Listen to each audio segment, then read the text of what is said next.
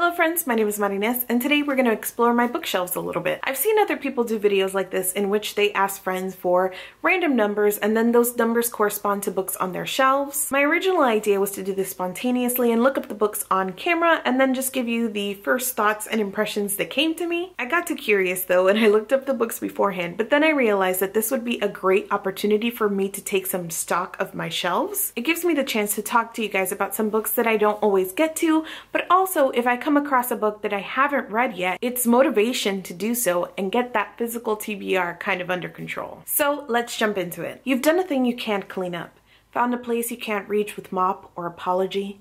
The forever you've created branches like the hairline fracture in a pelvic bone, hides like a dirty Polaroid stored under a mattress, rises like hot blood to burn cheeks pretty with shame. Places you didn't even know you were signing your name will always be marked by your hand. But despite every new day's resolution to never do it again, you will.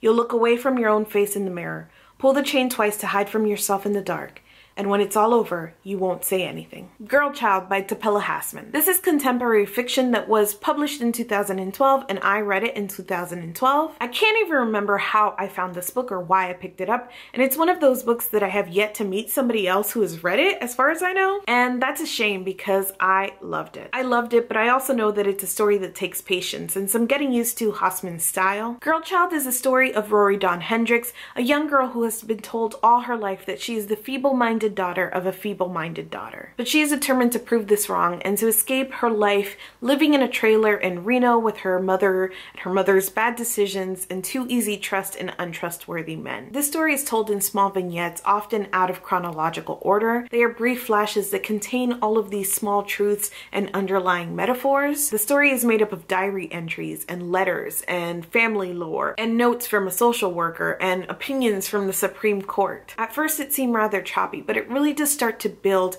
and create this very heartbreaking picture of Rory's life, even as she struggles to get out of it. I would highly recommend this book for anybody who loves language and turns of phrase. I found Hassman's writing to be very smart, very witty, and very cutting. This is a book that I've always meant to reread, but it has sad parts, and like I said, it affected me emotionally. So going back into that, like knowing what I'm getting myself into, is a little rough, but I will. One day. If you are the light, if your enemies are darkness, then there's nothing you cannot justify.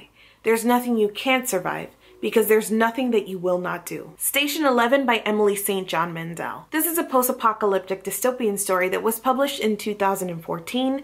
I read it at the end of 2015 and I enjoyed it so much even though it was completely unlike what I was expecting. I think that happens a lot with this book because it is very difficult to explain. I had heard it described as a story about a group of traveling actors in a post-apocalyptic world. That is true, but that's a small portion of this story that travels back and forth across time and between interconnected characters. Present times in this story is a world that is rebuilding after a flu wipes out a significant portion of the population. More than anything, the characters that we follow in the past and in the present really feed into what I think this book is truly about, and that is shared experiences. This book is strange though because it whips us back and forth between all of these very different shared experiences, whether that's a play right before the end of the world, or a pandemic that brings about the end of the world as they know it, or a cult that springs up at the end of the world. This is about the recreation of society, about acquaintances, about memories, and about connection. Emily St. John Mandel is one of those authors whose writing seems like everything is just so, and it left me a little bit breathless because it was deceptively simple. It's difficult to explain because I wouldn't even call it flowery or beautiful. It just felt like everything fit together so perfectly. This is a layered and disarming and strange and lovely story that I think you should pick up even if the description you've heard about it isn't one that necessarily entices you. Also, this gets bonus points for me for taking a look at art in a post-apocalyptic setting, which is something I had never come across. I See You Everywhere by Julia Glass. This is a book I have not read. I have a fuzzy memory of an ex-boss giving this to me, but I can't remember the context of why she gave it to me at all. Before filming, I did give this book a try, but it became quickly apparent to me that I just was not interested in the story about two sisters that spans 25 years. So say goodbye to this book. It's going on my unhaul pile and it will be donated. We are all subject to the fates, but we must act as if we are not, or die of despair. The Northern Lights by Phillip Pullman. I originally read this in 2012 and reread it in 2016, so I came to this beloved children's story as an adult. His Dark Materials is one of the favorite series of my best friend Nicole, which is what prompted me to pick this up in the first place. This is definitely my favorite book in that series, though I will say that the first 100 pages are a very slow build. After that point though, I was completely in love with Lyra and multiple of the other supporting characters. During my first read, I gave this book 4 stars, but after a reread, I bumped that up to 4.5 stars, and I am super excited for the upcoming BBC adaptation. The person, be it gentleman or lady, who has not pleasure in a good novel must be intolerably stupid. Northanger Abbey by Jane Austen. You guys have probably heard me talk enough about Pride and Prejudice and Persuasion that you know that I love those books. I've also enjoyed Mansfield Park and Sense and Sensibility, even though I've only read those 2 one time through. That leaves Emma and Northanger Abbey as the 2 completed Jane Austen works that I have not read until now. Because its numbers were picked, I decided to read it, and I went into it knowing that this is Austen's satirical take on a Gothic novel. Part of what I love about Austen is her humor and her wit and the biting commentary that she slips into her novel. This takes that wit and commentary and turns it up to 11 straight into parody. Unfortunately, I just found that I didn't really love it. I found that the main character, Catherine, was exaggerated into something more of a caricature than a character because she too is a parody. Both Austen as an author and Henry as a love interest treat Catherine with this odd mix of condescension and caring. They're patronizing a lot of the times. I spent most of the story having secondhand embarrassment for Catherine and wanting to shake her. She really grows throughout the story, which I appreciate, but I just found that there is less of her to endear us than other of Austen's heroines. It wasn't bad by any means, and I read it very quickly, but it just will not be my favorite Austen novel, and depending how I feel about Emma, it might be my least favorite. The whole point of growing up is learning to stay on the laughing side. Before I Fall by Lauren Oliver. This is a story of a high school girl that relives the last day of her life over and over again. It was published in 2010 and I read it in 2011 and I loved it. At that time, as I was reading it, I thought Oliver did such a good job bringing to life the high school experience and giving us believable versions of the catty popular group who are also a group of best friends. It's not a book with a very strong plot, and the hook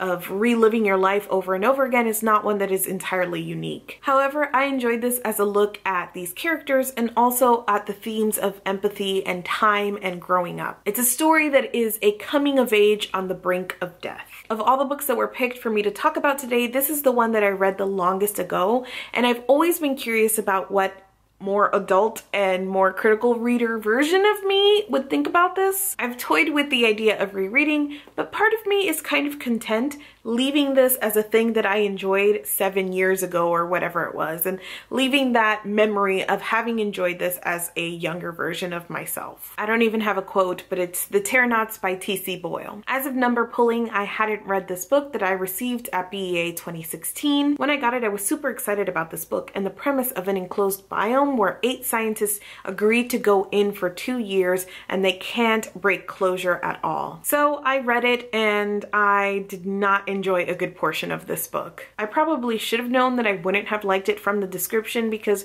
right on the back, one of the characters is described as a sexually irrepressible wild man. It's probably no surprise that the characters that I found here swung from stereotypical to incredibly unlikable. And mostly that was it. I just did not like anybody that I was reading about, and none of them were unique enough to make it any kind of like experience. Apart from that, the story was overly long and there was this undercurrent of sexism, partially provided by the sexually irrepressible wild man, but underscored by the female characters in here who were either crazy or weepy or a sex object. I ended up giving this 1.5 out of 5 stars, and so that means I'm not keeping it on my shelf. I personally do not find any pleasure in keeping books on my shelf and owning things that I had a bad experience reading, so this is also going on my unhaul pile. The dead could only speak through the mouths of those left behind and through the signs they left scattered behind them. The Cuckoo's Calling by Robert Galbraith. This is a mystery novel written by J.K. Rowling under a pen name in which we follow a private investigator named Cormoran Strike and his new assistant Robin. In this book, they are investigating the suicide of a supermodel because her brother thinks that it was murder. I binged all 3 of the Cormoran Strike novels starting at the end of 2015, and I really enjoyed them. This is just the kind of character-focused, wordy mystery that I enjoy, and Cormoran is the grouchy kind of character that I actually like because he is, at the end of the day, a good person that has a moral code. This story does not have a strong sense of urgency, and I think for a lot of people that makes it slow, but I was invested in the mystery and the plot and the characters enough that I brought my own sense of urgency to it. I will say that Rowling's mysteries tend to be descriptive and character and suspect heavy, so there were times that I was like, who is that again? After having had this picked off my shelf, I was inspired to do a reread, so I'm actually about 60 or 70% of the way through a reread right now.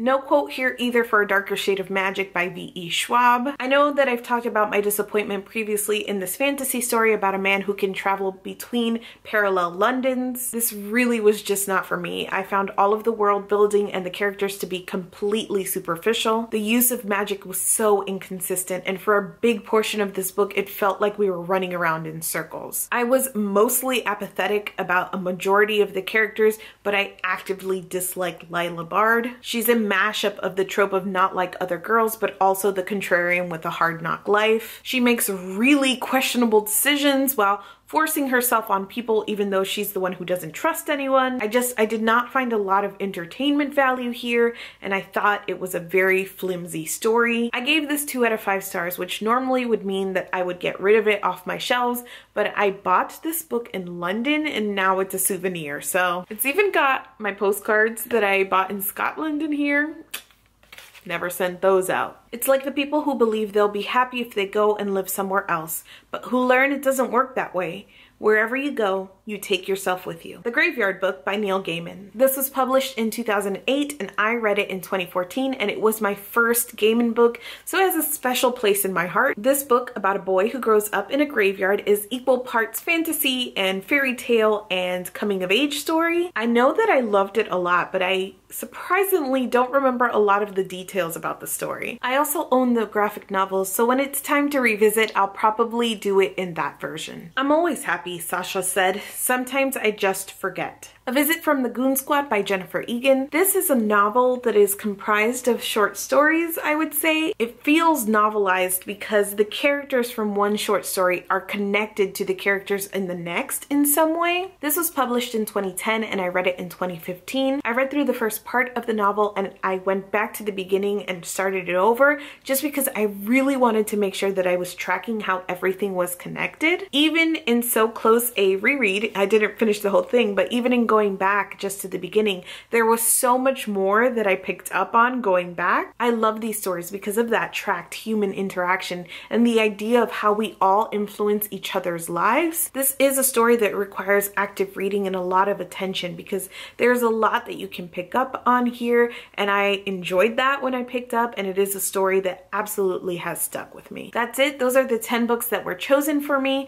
Of the 10, I hadn't read 3. I ended up reading 2, and of those 2, I'll keep 1 and unhaul the other. So that's 2 unhauls total. I've decided that I would like to try this again, and hopefully I can do this multiple times across the next year and use that as a way to build my TBR, but also to get some things off my shelf if I'm not going to read them or enjoy them. This is why I don't like buying books if I haven't read them. Anyway, hopefully you guys enjoyed this look at my shelves. As always, if you would like to chat about any of the books that I've talked about here, let's do so down in the comments. Thank you so much for watching this video, and I will see you guys soon. This was published in 2010 and I read it in 2015. A truck now.